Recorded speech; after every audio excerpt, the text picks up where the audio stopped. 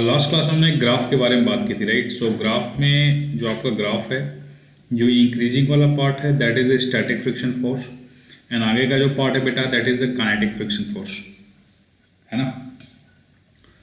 और अगर इसमें हम एक बार फिर से इस ग्राफ को रीड करें तो ग्राफ कैसे रीडिंग हुई बेटा जरा समझते हैं। स्टार्टिंग में जैसे कोई ब्लॉक आपका ग्राउंड पर रखा गया था, आपको पता है कि जो फ्रिक्शन फोर्स एक्ट करता है, ये friction force just try to oppose the relative motion. वो ब्लॉक और जो सरफेस कांटेक्ट में, एक्चुअली जो दो सरफेस कांटेक्ट में है, यहाँ पे जैसे सरफेस जो ग्राउंड का है ब्लॉक का जो सरफेस कांटेक्ट में है, इस कांटेक्ट सरफेस के बीच में रिलेटिव मोशन को रोकता है। रिलेटिव मोशन का सिंपली मतलब आप स्लाइडिंग समझ सकते हो ना, जो स्लाइडिंग है उसको रोकेगा। तो उसको स्लाइडिंग को रोकने के लिए वो उसको जो भी करना पड़ेगा वो करेगा, है ना। अपनी मैक्सिमम लिमिट तक जाएगा। उसकी मैक्सिमम लिमिट कैसे डिफाइन होती है? उसकी मैक्सिमम लिमिट जो है स्टैटिक फ्रिक्शन फोर्स की जो लिमिट होती है वो उसकी मैक्सिमम लिमिट होती है, जिसको हम बोलते हैं लिमिटिंग फ्रिक्शन फोर्स। इसका मतलब जब तक ब्लॉक रेस्ट पर रहेगा तब तक आपका स्टैटिक फ्रिक्शन फोर्स लगेगा। जैसे ब्लॉक मूव करना शुरू कर देगा तो थोड़ा एडजस्ट कर देगा फ्रिक्शन फोर्स, उस समय फिर काइनेटिक फ्रिक्शन फोर्स लगने लगेगा और वो कांस्टेंट लगने लगता है। इसका मतलब स्टैटिक फ्रिक्शन फोर्स की हम बात करें, if you talk about the static friction force, तो स्टैटिक फ्रिक्शन फोर्स ये बेटा कहाँ से कहाँ तक एक्ट करेगा?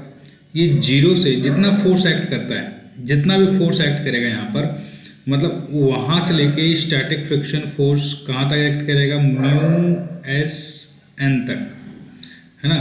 म्यू एस एन तक एक्ट करेगा। आपको ये बात समझ में आ रही है? स्टैटिक फ्रिक्शन फोर्स की जो वैल्यू है वो जीरो से लेकर के म्यू एस एन तक एक्ट करेगा। Are you getting this point what I am saying? अगर आपका जैसे मान लो सपोज यहाँ पे कोई ब्लॉक है, इस ब्लॉक को अगर आप ध्यान से देखो, इधर फोर्स आपका एफ लग रहा है और फ्रिक्शन फोर्स इसमें पीछे की तरफ लगेगा स्मॉल एफ, है ना। अगर ये रेस्ट पे है, मूव नहीं कर रहा है ग्राउंड सरफेस पे, तो कितने फोर्स को रोक सकता है, कितने फोर्स तक को रोक सकता है? मान लो यहाँ पे ग्राउंड पे से ये प्लेस्ड है, कितने फोर्स को रोक सकता है ये स्टैटिक ये friction force? Up to F, है ना। जो एफ फोर्स है उसको रोकने के लिए एफ फोर्स से भी अप्लाई करेगा। इसकी जो मैक्सिमम वैल्यू कितनी है? म्यू एस एन है। तो सपोज मैं अगर 1 न्यूटन फोर्स अप्लाई करूँ, मान लो म्यू एस एन की वैल्यू 4 न्यूटन है, 4 न्यूटन है ना। मतलब अगर मैं 4 न्यूटन फोर्स अप्लाई है, इधर एफ इधर फ्रिक्शन फोर्स है, जीरो तो ये भी जीरो, ये 1 न्यूटन ये भी 1 न्यूटन, ये 2 न्यूटन ये भी 2 न्यूटन, है ना। ये भी 3 लगेगा तो ये भी 3 लगेगा, ये 4 लगेगा तो ये भी 4 लगेगा। अगर 4 से ज़्यादा लगेगा, मान लो 5 अगर लग गया, ये फोर्स अगर आपका 5 हो गया तो आपका फिर यहाँ पे काइनेटिक फ्रिक्शन फोर्स आ जाता है, जो भी काइनेटिक फ्रिक्शन फोर्स होगा। क्योंकि अगर ब्लॉक मूव करने लगेगी कब? जब स्टैटिक से ज़्यादा हो जाएगा। तो स्टैटिक फ्रिक्शन फोर्स जो लग रहा है कहाँ से कहाँ तक लग रहा है बेटा? जीरो से लेकर के अपनी मैक्सिमम लिमिट तक लग दिखता है। जब ब्लॉक रेस्ट पर है स्टैटिक फ्रिक्शन फोर्स जीरो से लेकर मैक्सिमम लिमिट तक लगेगा। दैट्स वाई मैं यहाँ पे बोल रहा हूँ जो स्टैटिक फ्रिक्शन फोर्स का रेंज होता है वो जीरो से लेकर के म्यू एस एन तक लगेगा, उसकी अपनी मैक्सिमम लिमिट तक एक्ट करता है। उसके बीच में कुछ भी हो सकता है, ये वेरिएबल होता है। What the point? बात समझ में आ गई? रिस्पॉन्ड करते चलो सब लोग। Yes sir. ओके, अब हम बात करेंगे बेटा जो आपकी डायनामिक काइनेटिक फ्रिक्शन फोर्स उसके बारे में थोड़ी सी, ठीक है। तो उससे पहले जरा ग्राफ को एक बार फिर से देख लो। तो स्टैटिक फ्रिक्शन फोर्स बेटा जो भी एक्ट करता है ना, आपकी जो यहाँ पे एफ एस है इसकी वैल्यू क्या है? म्यू एस एन है। यहाँ पे एफ एस ना लिख करके अगर हम लिखें mu S N, this is mu S N. Similarly ये भी क्या है बेटा? ये भी है म्यू एस एन, इसकी जो वैल्यू लिमिट है, ठीक है, फ्रिक्शन फोर्स की। ओके, होल्ड ऑन मिनट बेटा एवरीवन काइंडली। ओके, आ जाओ बेटा। देख, तो स्टैटिक फ्रिक्शन फोर्स जब तक लगता रहेगा बेटा ना, वो अपनी मिनिमम लिमिट से लेकर के, मतलब जीरो से लेकर के, ये स्टैटिक फ्रिक्शन फोर्स की मैक्सिमम लिमिट होती है। जैसे जो फार्मूला आप लिखते हो ना, ये फार्मूला इसकी मैक्सिमम लिमिट होती है। मतलब इतना तक फोर्स लग सकता है, इससे कम कुछ भी लग सकता है, लेकिन up to this force can act, right, static friction force. और जो काइनेटिक लगता है ये हमेशा ही इतना लगता है, ये कांस्टेंट होता है। स्टैटिक फोर्स वेरिएबल रहेगा, स्टैटिक फ्रिक्शन फोर्स जीरो से लेके इतना तक लगेगा, लेकिन अगर काइनेटिक फ्रिक्शन फोर्स की बात करें तो काइनेटिक फ्रिक्शन फोर्स उतना ही एक्ट करता है, मतलब काइनेटिक अगर बात करोगे तो काइनेटिक जो होती है ये म्यू के इंटू एन, ये हमेशा कांस्टेंट ही होती है और इतना ही एक्ट करता है ना, ये वेरिएबल नहीं होती। और तब एक्ट करेगा जब बॉडी मूव करेगा। देखो तो जैसे बॉडी मूव करना शुरू किया काइनेटिक कांस्टेंट हो गया, काइनेटिक उतना ही लगता है। और स्टैटिक जितना आप फोर्स लगाओगे, जितना जैसे आप फोर्स बढ़ा रहे हो वैसे फ्रिक्शन फोर्स बढ़ता जा रहा है, बढ़ता जा रहा है, बढ़ता जा रहा है, बढ़ता जा रहा है। ब्लॉक अभी रेस्ट पर है ना, यहाँ तक जो स्टैटिक वाला नेचर मतलब ब्लॉक रेस्ट पे है, काइनेटिक मतलब ब्लॉक आपका मोशन में है। तो जब तक ब्लॉक रेस्ट पर है आपने फोर्स बढ़ाया आगे की तरफ, फ्रिक्शन फोर्स बढ़ती गई बढ़ती गई बढ़ती गई, कहाँ तक बढ़ी बेटा, यहाँ तक बढ़ी, ये इसकी मैक्सिमम लिमिट है। इसके बाद ब्लॉक क्या करेगी, मूव कर जाएगी। ब्लॉक मूव कर जाएगी तो कौन सा लगेगा, काइनेटिक फ्रिक्शन फोर्स लगेगा। काइनेटिक फ्रिक्शन फोर्स लगेगा तो आपका एफ पे लगेगा। What the point now everyone? Yes sir. Okay good, आगे चलते हैं बेटा। देखो ये आपकी स्टैटिक फ्रिक्शन फोर्स हो गई और काइनेटिक फ्रिक्शन फोर्स का ग्राफ की बात हो गई। अब एक क्वेश्चन हम करेंगे, ये क्वेश्चन आपके लिए बहुत ज़्यादा इंपॉर्टेंट होने वाला है। मतलब एक तरह से आपकी फ्रिक्शन फोर्स की पूरी जो थियरी है उसमें सबसे बड़ी प्रॉब्लम आती है बेटा आपको कि डायरेक्शन की बात आती है। डायरेक्शन आप लोग क्लियर हैं लेकिन फिर भी बहुत दिक्कत होती है। आपको फ्रिक्शन फोर्स को फील करना होगा तभी आप क्वेश्चन को कर पाओगे, ठीक है। जैसे देखो मैं कोशिश करता हूँ, आप ऐसे समझो कि फ्रिक्शन फोर्स एक कोई लिविंग बीइंग है, ठीक है। वो क्या करता है, हमेशा रिलेटिव मोशन को रोकने की कोशिश करता है। वो अपना नेचर चेंज कर सकता है, वो अपना डायरेक्शन चेंज कर सकता है, अपने वैल्यू को भी चेंज कर सकता है। फ्रिक्शन फोर्स की वैल्यू भी चेंज कर सकती है, फ्रिक्शन फोर्स का डायरेक्शन भी चेंज कर सकता है।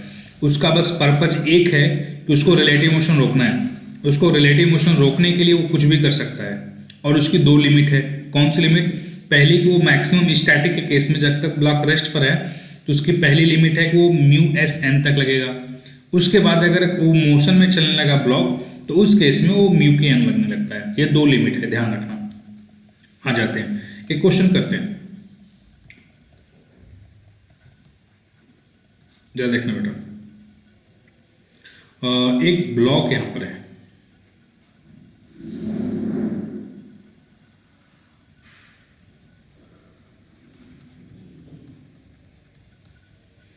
इधर एक फोर्स लग रहा है 4 न्यूटन का, इधर एक फोर्स लग रहा है F, ये वेरिएबल है। इसका मास है 2 kg। Friction coefficient mu S की वैल्यू है 0.3 और म्यू के की वैल्यू है 0.2। म्यू एस की वैल्यू है 0.3, म्यू के का वैल्यू कितना है 0.2, ठीक है। और ये सिचुएशन है,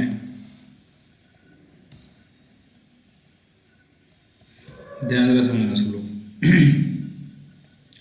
और आपसे पूछा है, एक टेबल दे रखा है, टेबल को फिल करना है। ये टेबल ऐसे दे रखा है, इस टेबल को आपको फिल करना है।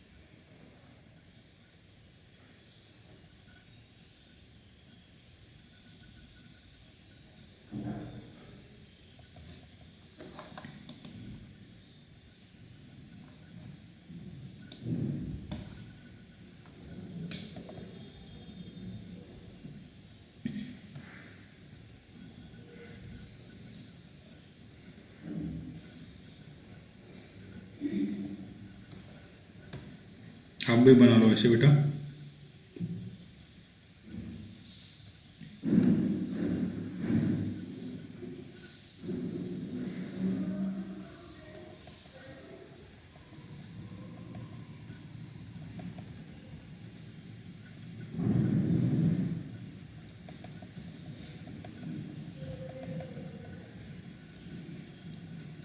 यहाँ पे F जो फोर्स है, जो अप्लाइड फोर्स है उसके बारे में बोलेगा। यहाँ पे जो पहला यहाँ पे रो है अप्लाइड फोर्स का है, उसके बाद ये यहाँ पे सिचुएशन बताना आपको, रेस्ट पर है कि मोशन में है वो आपको बताना है, रेस्ट पर है या फिर मोशन में है वो आपको बताना है। यहाँ पे जो दूसरा कॉलम यहाँ पे बॉडी आपकी रेस्ट पर है या मोशन में, वो आपको बताना है। ठीक है, मैं इसको फिर से लिख देता हूँ, आप समझ जाना, रेस्ट पर है कि या फिर मोशन में, आपको वो बताना है यहाँ पर, है ना। दूसरी चीज़ बताना है कि फ्रिक्शन फोर्स एफएस की वैल्यू कितनी है, और उसके बाद स्टैटिक फ्रिक्शन फोर्स की वैल्यू कितनी है। उसके बाद अगर काइनेटिक लग रहा है तो बताओ काइनेटिक फ्रिक्शन फोर्स की वैल्यू कितनी है, एफ के की वैल्यू कितनी है। ठीक है, उसके बाद आपको एक्सेलरेशन बताना है, ब्लॉक की एक्सेलरेशन कितनी है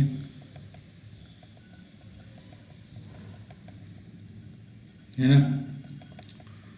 फ्रिक्शन फोर्स का डायरेक्शन बताना आपको, फ्रिक्शन फोर्स का डायरेक्शन बताना है किधर है। उसके बाद आपको एक्सेलरेशन का डायरेक्शन बताना है, एक्सेलरेशन का डायरेक्शन बताना है। ठीक है, तो आपको इतने कॉलम में आप अच्छे से इसको लिख लेना बेटा।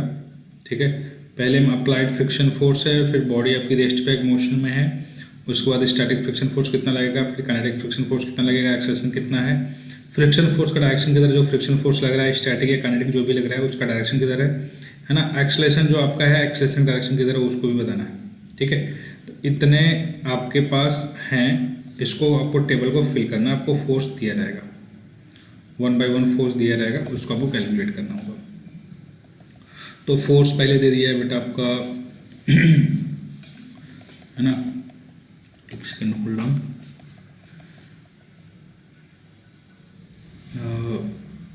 ये 1, यहाँ पे 1 न्यूटन है, फिर ये 3 है, फिर ये 5 है, फिर ये 6 है, फिर ये 7 है, फिर ये 8 है,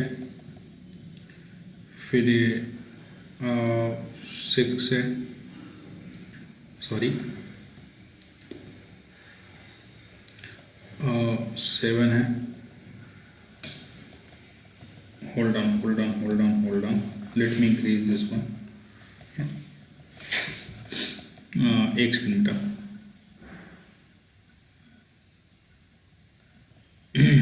ये है पहला 2, उसके बाद 5 है, फिर 8 है, फिर 10 है, फिर 12 है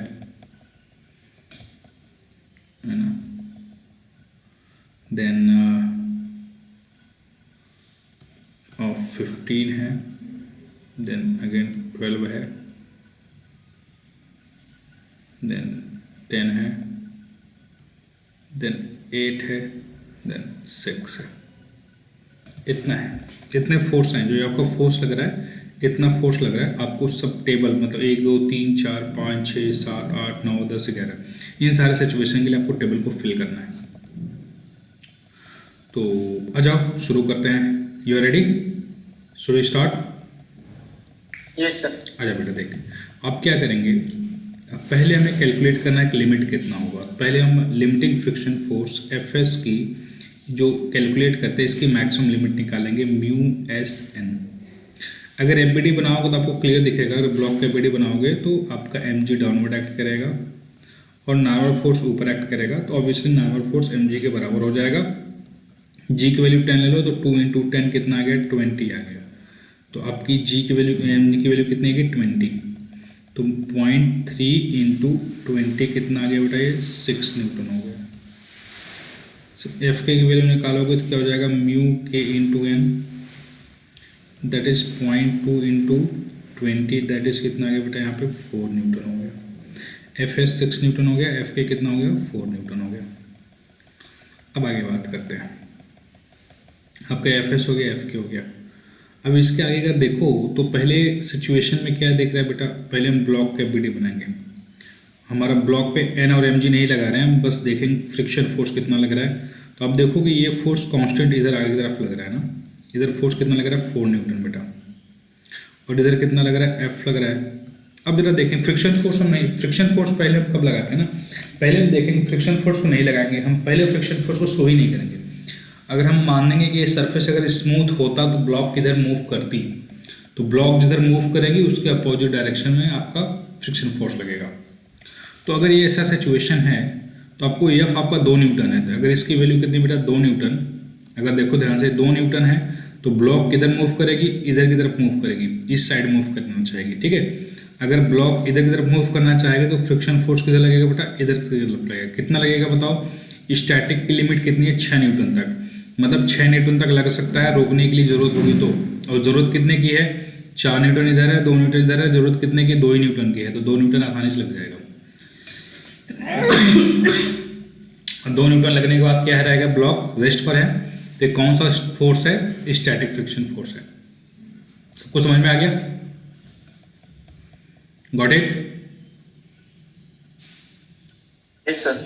तो इसका मतलब बेटा अब चल पहला टेबल फिल करते हैं। रेस्ट पर एक मोशन पे है तो ब्लॉक आपका रेस्ट पर है। स्टैटिक कितना लग रहा है 2 न्यूटन, काइनेटिक यहाँ लग ही नहीं रहा है।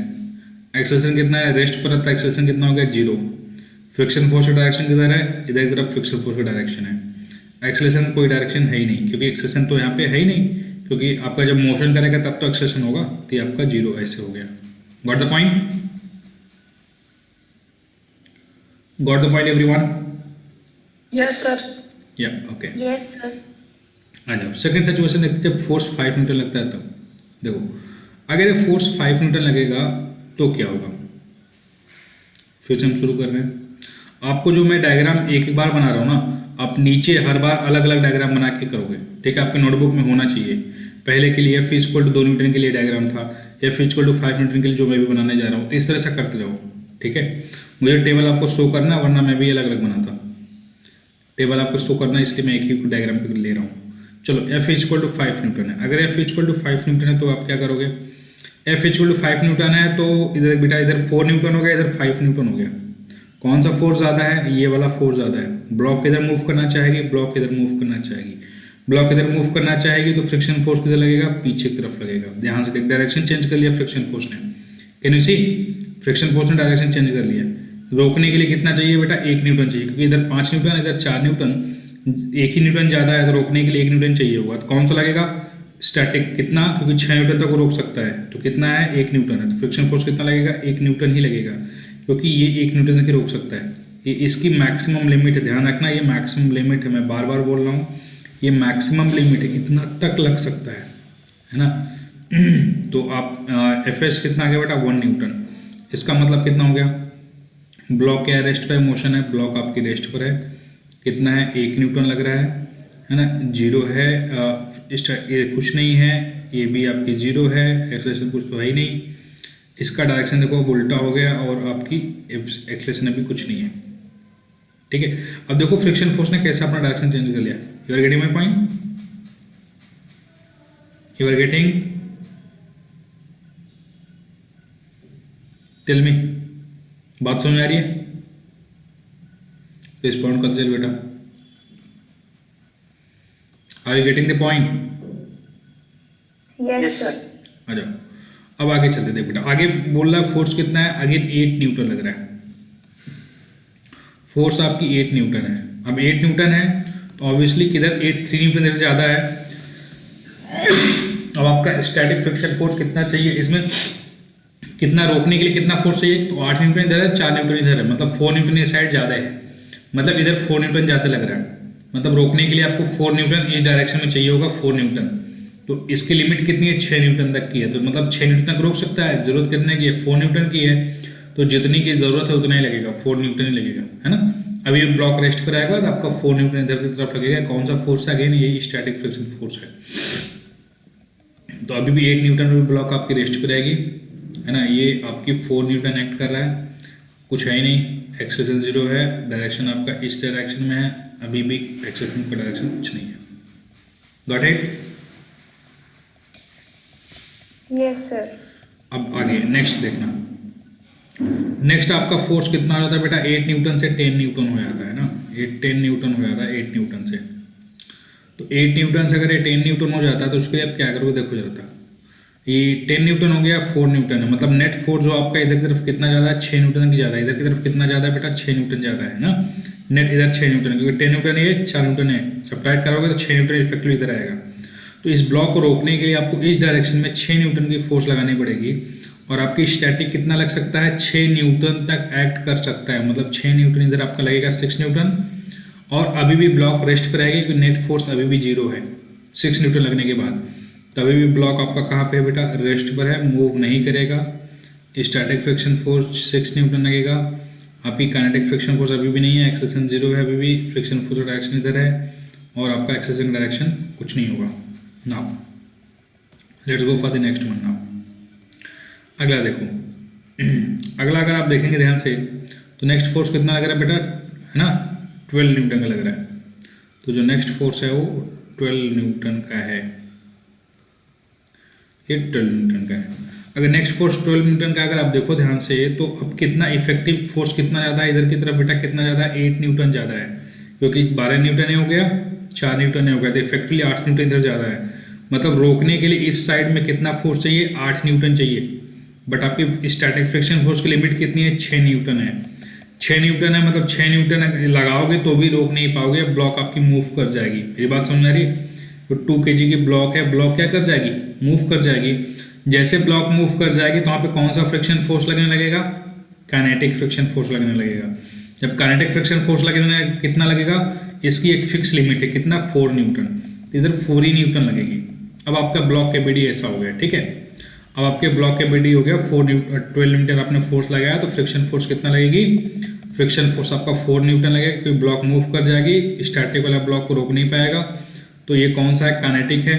तो नेट फोर्स आपका इधर की तरफ एक्ट करेगा, तो एक्सेलरेशन क्या करोगे, नेट फोर्स अपन मास, एफ नेट अपन मास, एफ नेट कितना है बेटा, एफ नेट आ गया 12 माइनस 8, 12 माइनस 8/2, मतलब 4/2, मतलब 2 मीटर पर सेकेंड। तो 2 मीटर पर सेकेंड स्क्वायर से ब्लॉक किधर मूव करेगी, आगे की तरफ ब्लॉक आपकी ऐसे मूव करेगी बेटा, एक्सेलरेशन ए से। तो अब इस सिचुएशन में क्या आ गया, ये ब्लॉक मोशन में, रेस्ट पे नहीं, ब्लॉक मोशन में, ब्लॉक मोशन में है। ये लग रहा है क्या, नहीं ये लग रहा है, कौन सा लग रहा है, काइनेटिक लग रहा है, कितना लग रहा है, 4 न्यूटन लग रहा है। एक्सेलरेशन कितना है बेटा, 2 मीटर पर सेकेंड स्क्वायर का एक्सेलरेशन है। फ्रिक्शन फोर्स डायरेक्शन किधर है, इधर है, एक्सेलरेशन डायरेक्शन किधर है, इधर है। Got the point? Yes, sir. सबको समझ में आ रही बेटा ये बात है? Everyone getting this? चलो, ये टेबल समझना बहुत जरूरी है, ठीक है। अगर आपको समझ में आ गया है तो आप काफी हद तक कुछ सेक्शन को समझ जाओगे। आ जाओ, नेक्स्ट क्वेश्चन करते हैं बेटा। आप लोग बार बार ये डायग्राम बनाओगे, मैं एक ही बार बना रहा हूँ, लेकिन हर सिचुएशन के लिए आप अलग अलग आपकी नोटबुक में होनी चाहिए। 2-3 पेज तक जाएगा, बट हर डायग्राम में बनाना चाहिए, ठीक है, वरना परेशान रहोगे, कंफ्यूज हो सकते हो बीच में रिवीजन के समय कि ये वैल्यूज कैसे कैसे लिखा है मैंने। आ जाओ नेक्स्ट, अभी आपका 2 kg का ब्लॉक है बेटा, इधर आपका अगेन ऑलरेडी 4 न्यूटन एक्ट कर रहा है। अभी जो फोर्स लग रहा है, ये फोर्स आपका 50 न्यूटन हो गया। अब 50 न्यूटन हो गया तो ऑब्वियसली बात है, देखो रोकने के लिए इसको चाहिए 11 न्यूटन, अपने पास 11 न्यूटन है नहीं, केवल 6 न्यूटन तक रोक सकते हैं हम। तो कौन सा फोर्स लगेगा पीछे की तरफ, फ्रिक्शन फोर्स और काइनेटिक लगेगा, और कितना लगेगा, वो लगेगा 4 न्यूटन का ही लगेगा बेटा। एक्सेलरेशन कितना आ जाएगा, 15 माइनस 448/2, कितना गया, 7/2, मतलब 3.5 मीटर पर सेकेंड, 3.5 मीटर। तो मोशन में यस, ब्लॉक आपकी मोशन में है, ठीक है। इस काइनेटिक लग रहा है कितना, 4 न्यूटन का लगेगा काइनेटिक, तो कितना एक्सेलरेशन है, 3.5 मीटर पर सेकेंड स्क्वायर है। डायरेक्शन किधर है, फ्रिक्शन फोर्स का इधर है, एक्सेलरेशन डायरेक्शन किधर है, इधर है। अगेन फिर ये घट गया, 12 न्यूटन आ गया घट के ना। अगेन जब ये 12 न्यूटन घट के आ जाएगा, उस सिचुएशन देखने क्या होगा बेटा, देख, जैसे 12 न्यूटन घट के आया आपका, तो उस सिचुएशन में यहाँ पे 12 न्यूटन आ गया, तो 12 न्यूटन अगेन, तो 12 और 4 8 की जरूरत पड़ेगी। ब्लॉक अभी मूव कर रही है, ब्लॉक अभी आपकी मूव ही कर रही है, तो 8 न्यूटन की जरूरत पड़ेगी। तो 8 न्यूटन बेटा हमारे पास है नहीं, तो आपकी कौन सी लगेगी, काइनेटिक लगेगी। एफ पे कितनी है, ब्लॉक मोशन में है, तो 4 न्यूटन लगेगी, है ना।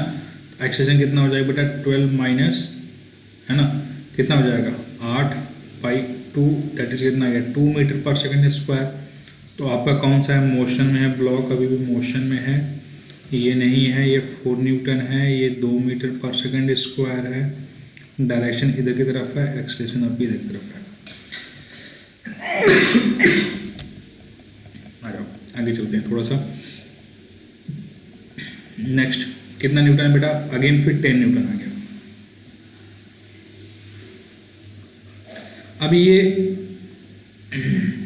अभी जैसे आपने 10 न्यूटन अगेन दोबारा लगाया तो आपको जो नेट फोर्स चाहिए इसको रोकने के लिए आपका 6 न्यूटन चाहिए इस डायरेक्शन में। अब आप मुझे बताओ यहाँ पे इस 10 न्यूटन के लिए यहाँ पे जब 6 न्यूटन चाहिए होगा, इस समय काइनेटिक फ्रिक्शन फोर्स चाहिए होगा कि डायनामिक फ्रिक्शन फोर्स लगेगा, और कितना लगेगा पीछे की तरफ, है ना? यहाँ पे पीछे की तरफ फ्रिक्शन फोर्स लगेगा, यहाँ पे एफ के लगेगा कि एफ एस लगेगा, और कितना लगेगा? Tell me. Sir F S लगेगा। एफ एस लगेगा, 6 न्यूटन तक तो उसको रोक सकता है ना? Anyone else? Yes, sir. Anyone else? यहाँ पे बेटा अभी भी एफ के ही लगेगा, ये इंपॉर्टेंट पॉइंट है, 4 न्यूटन ही लगेगा। एफ एस शायद इसको रोक सकता है लेकिन एफ एस इसको नहीं रोकेगा। उसका एक रीजन है, उसका रीजन ये है बेटा कि अभी ब्लॉक 3 मोशन में है, क्योंकि ऊपर से जब एक्सेलरेशन हुआ ना तो उसके पास एक वेलोसिटी आ गया। आपने जैसे फोर्स कम किया उस समय पे ब्लॉक मूव कर रही है, ब्लॉक रेस्ट पर नहीं है। अगर ब्लॉक रेस्ट पर होती, 10 न्यूटन जब आपने फोर्स अप्लाई किया उसमें ब्लॉक रेस्ट पर नहीं है, उसमें अगर ब्लॉक रेस्ट पर होती तो ब्लॉक रेस्ट पर होती तो आपका एफ एस लगता। जैसे इस सिचुएशन में आपने एफ एस लगाया था, ब्लॉक रेस्ट पे थी पीछे, लेकिन अभी ब्लॉक मूव कर रही है ना। जब तक ब्लॉक मूव करेगी, जब तक सरफेस के बीच में स्लाइडिंग होगी, तब तक तो लगेगा आपका कौन सा? काइनेटिक। क्योंकि आपका जब एक्सेलरेशन होते होते ब्लॉक के पास एक वेलोसिटी आ गई होगी ना, आपने 12 अप्लाई किया, 15 अप्लाई किया, फिर 12 अप्लाई किया, तो उसके पास एक एक्सेलरेशन की वजह से एक वेलोसिटी आ गई होगी ब्लॉक के पास, तो ब्लॉक रुकेगी नहीं, क्योंकि ब्लॉक अभी मूव कर रही है। तो आप फोर्स घटाओगे तो भी आपका काइनेटिक फ्रिक्शन फोर्स लगेगा। Are you getting my point? Are you getting my point? Tell me, is that clear everyone? Yes, sir. तो अभी भी ब्लॉक आपका देख बेटा मोशन में ना। अगर ब्लॉक मोशन में है तो आप मुझे बताओ कि ब्लॉक मोशन में है तो कैसे स्टैटिक लग सकती है? तो यहाँ पे अभी भी काइनेटिक लगेगी। एक्सेलरेशन देख लो कितना आ जाएगा, ए इक्वल टू हो जाएगा 10 माइनस 448 अपॉन 2, कितना आ जाएगा बेटा? 2 मीटर पर सेकेंड आ जाएगा। नहीं, कितना आ जाएगा बेटा? सॉरी, 1 मीटर पर सेकेंड आ जाएगा, 1 मीटर पर सेकेंड स्क्वायर। एक्सेलरेशन हो गया आपका 1 मीटर पर सेकेंड स्क्वायर। फ्रिक्शन वो तो डायरेक्शन इधर हो गया, एक्सेलरेशन डायरेक्शन इधर हो गया, है ना? ये इंपॉर्टेंट कॉल था जो 10 न्यूटन का था बेटा। यहाँ पे देख, ये भी ब्लॉक मोशन में है ना? आपकी काइनेटिक फ्रिक्शन फोर्स लग रही है और एक्स की एक्सेलरेशन भी आ रही है। इस चीज़ का ध्यान रखना, ये जो है इंपॉर्टेंट लाइन है जो मैं अंडरलाइन ब्रैकेट में कर रहा हूँ। अभी अपने फोर्स क्या करना है? घटा के फिर 8 न्यूटन कर देना। फोर्स घटा के 8 न्यूटन कर दिया तो उस केस में फिर से पूछा क्या होगा? तो अभी भी बेटा ब्लॉक तरह मूव ही कर रही होगी, क्योंकि ब्लॉक तब तक रुकी रहेगी, रुकेगी नहीं जब तक ए रिक्वायर्ड 4 न्यूटन तक ही रोक सकता है। अगर रिक्वायर्ड फोर्स 4 न्यूटन से कम होगी तभी ब्लॉक रुकेगा, है ना? ये 4 न्यूटन तक ही रिक्वायर्ड होगी तभी ब्लॉक रुकेगा, है ना? तो अभी कितना है? 8 न्यूटन अप्लाई कर रहा है। अब जैसे आपने 8 न्यूटन फोर्स अप्लाई किया बेटा, देख जरा ध्यान से, 8 न्यूटन इधर लग रहा है, 4 न्यूटन इधर लग रहा है ना? तो अभी आपको इधर रोकने के लिए 4 न्यूटन ज़्यादा फोर्स चाहिए। अब आप 4 न्यूटन इधर अप्लाई कर सकते हैं बिकॉज ऑफ क्या? एफ के। अब मुझे बताओ ब्लॉक रेस्ट पर आएगी, मूव करेगी? ब्लॉक रेस्ट पर आएगी, मूव करेगी? 8 न्यूटन आपका अप्लाइड फोर्स है, 4 न्यूटन आपने पीछे की तरफ ऑलरेडी जो लग रहा है वो ऑलरेडी है, कांस्टेंट फोर्स है। अब आपको पता है ब्लॉक मोशन में थी तो फ्रिक्शन फोर्स एफ के 4 न्यूटन लगेगा, है ना? अब इस पे तो नेट फोर्स एक्ट्रेस 0 हो गया, तो ब्लॉक रेस्ट पर आएगी कि मूव करेगी? So rest. What is the Newton's first law?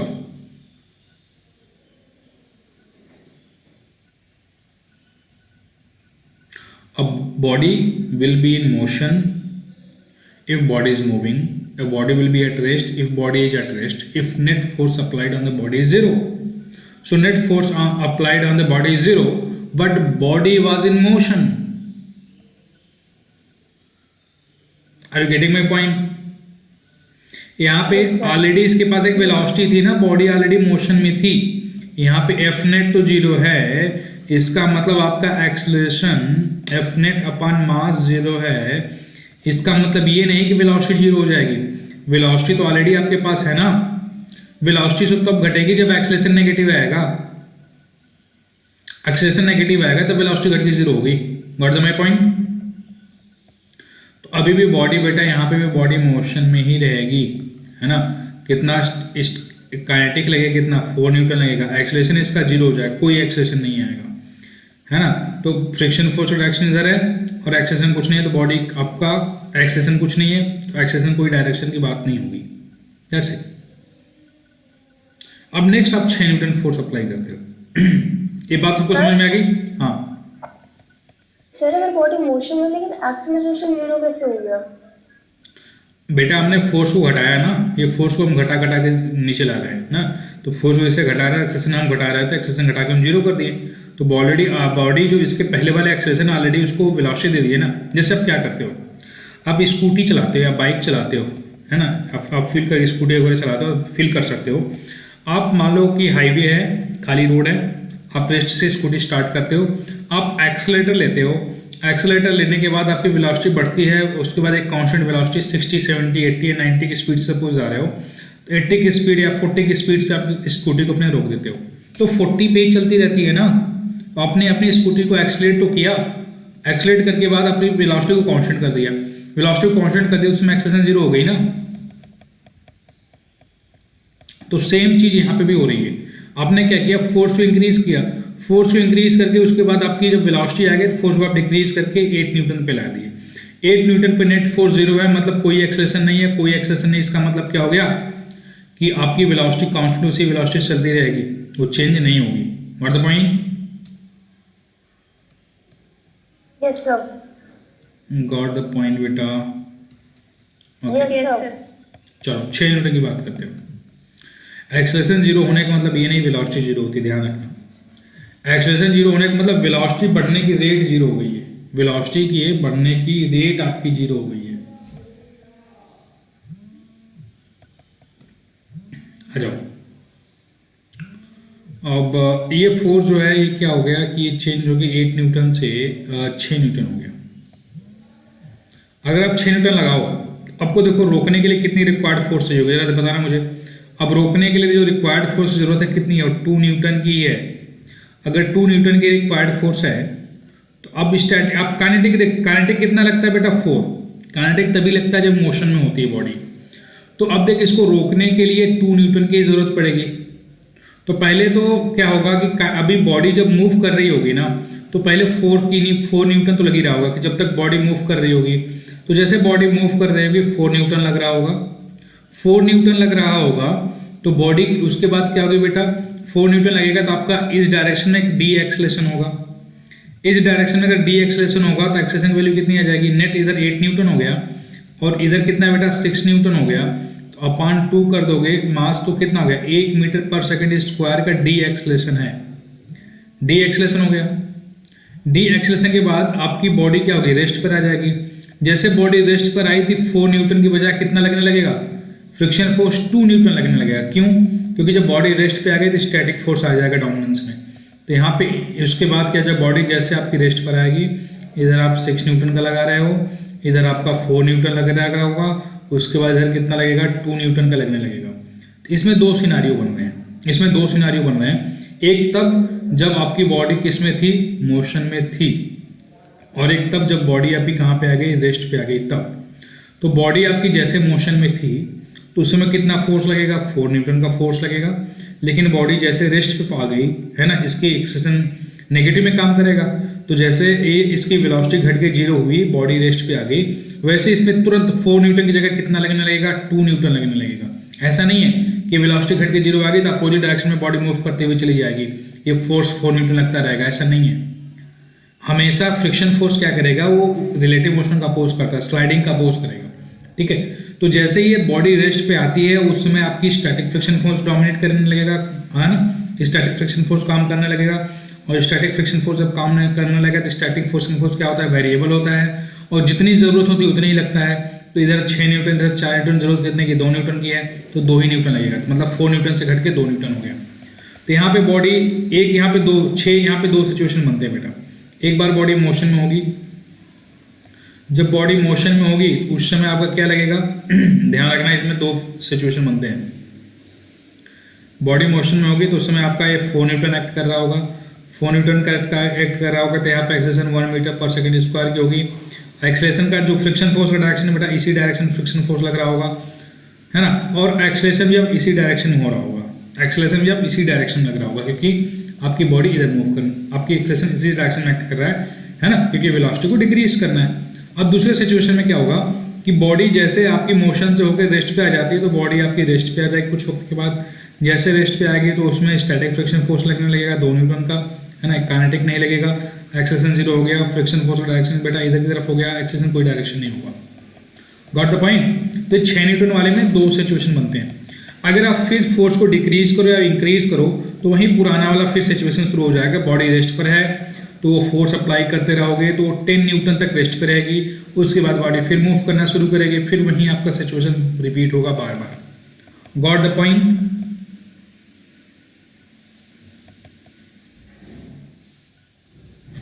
Got the point everyone. Yes, sir. ये 3 पॉइंट है, 10 न्यूटन, ये 10 न्यूटन और 6 न्यूटन। यहाँ पे आपको थोड़ा सा ध्यान देना जरूरत था, है ना। उसके बाद अब चीज़ें थोड़ी नॉर्मल है, क्योंकि जो ट्रांजिशन वाला सिचुएशन है जहाँ पे आपके स्टैटिक से काइनेटिक में चेंज होती है या फिर जहाँ पे काइनेटिक से स्टैटिक में चेंज होती है, वहाँ पे थोड़ा सा आपको ध्यान देना होगा। ओके,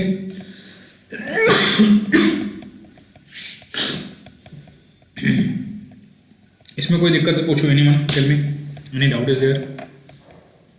इसको घर जाके अच्छे से फिर से कर लेना, है ना। मैं भी बोल रहा हूँ बेटा, घर पे जाके अच्छे से फिर से प्रैक्टिस कर लेना इसको, जितना अच्छे से आप, मतलब घर पे ही ऑब्वियसली, क्लास के बाद अच्छे से प्रैक्टिस कर लेना जितना हो सके। फिर से एक बार टेबल फिर से ड्रॉ करने की कोशिश करना, सारे सिचुएशन फिर से बनाना। अगर ये छोटी छोटी चीज़ें अगर इस पर आप कमांड कर लिए तो फ्रिक्शन टफ नहीं है, अदरवाइज फ्रिक्शन समझ में नहीं आता है। किधर लग रहा है, कितना लग रहा है, कैसा लग रहा है, स्टैटिक है, काइनेटिक है, डायनेमिक है, एक्सेलेरेशन कितना है, फोर्स कितना है, बहुत सारे कन्फ्यूजन होते हैं। मैं सारे सिनारियों को इसमें छोटे से क्वेश्चन में बिल्ड करने की कोशिश कर रहा हूँ ताकि सारे इसमें आ गए हों। और आई थिंक इसमें सारे पॉइंट्स आ गए, जो छोटे छोटे कंसेप्ट रहेंगे उसको हम क्वेश्चन के थ्रू समझते चलेंगे, उसमें कोई बात नहीं है। पहले बताओ मुझे, ये टेबल आपको समझ में आ गई? सर एक बार थोड़ा रिवाइज करा, आप नेटवर्क का प्रॉब्लम बहुत सर। क्या बेटा, बोल फिर से।